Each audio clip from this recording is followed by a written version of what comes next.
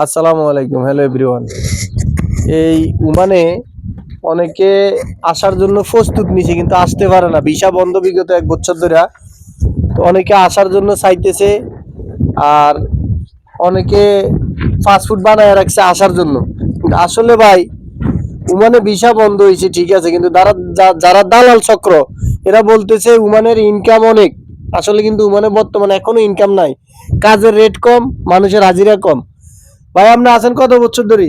আমি এই তো প্রায় 16 বছর। 16 বছর। এখন আগের চাইতে কি ভালো না আগের চাইতে খারাপ? না, আগে মোটামুটি যে যখন হেল্পারি দিছি তখনই ভালো ছিল, মানে ফ্যামিলিরও চালাইতে পারছি, নিজেও চলছি। আর এখন মনে করেন মেস্তুরি চান্স লইও 10 রিয়াল হাজিরা হালাইও ফ্যামিলির সুখ দিতে পারি না ভাই। নিজে তো পেট বাঁচাইতে পারি কিন্তু ফ্যামিলির সুখ দিতে পারি না, এখন অভাব বেশি। আর তাহলে বুঝুন, উনি এখানে কাজ করে, উনি দীর্ঘ 16 বছর এখানে আছে, ওনার মুখ থেকে আপনারা শুনলেন। আসলে এটা কোনো বানানো কথা না, এটা আসলে বাস্তবতা।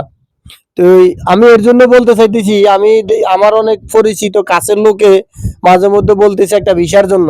তাদের উদ্দেশ্যে আমি ভিডিওটা করলাম যে বর্তমান ওমানে যে পরিস্থিতি। আমি এই সফরে 18 মাস হয়েছে, আমি দেশ থেকে সফর থেকে আইছি।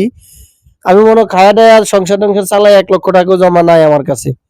তো অতএব আমি বলতে চাই, যারা আসতে চাইতেছেন প্রবাসে, বিশেষ করে যারা আসবেন, অন্তত কাজ না জানে প্রবাসে আসবেন না। এবং কোনো বেকার লোক প্রবাসে না ঢুকারে ভালো। যে যে সেক্টরে কাজ জানেন সেই সেক্টরের লোকের মাধ্যমে আসার চেষ্টা করবেন। আর কোনো দালাল চক্রের মাধ্যমে কেউ প্রবাসে আসার চেষ্টা করবেন না, প্রতারিত হবেন না। কারণ আমরা যারা আসলাম এই দেশে, আমি এখানে দীর্ঘ 14 বছর ধরে এই জায়গায় আছি। আমি আপনাদের উদ্দেশ্যে ভিডিওটা করলাম আপনাদের বুঝার স্বার্থে। যদি ভিডিওটা ভালো লাগে লাইক করবেন, শেয়ার করে অন্য একজনের দেখার সুযোগ করে দিবেন। ভালো থাকবেন, আল্লাহ হাফেজ, আসসালামু আলাইকুম।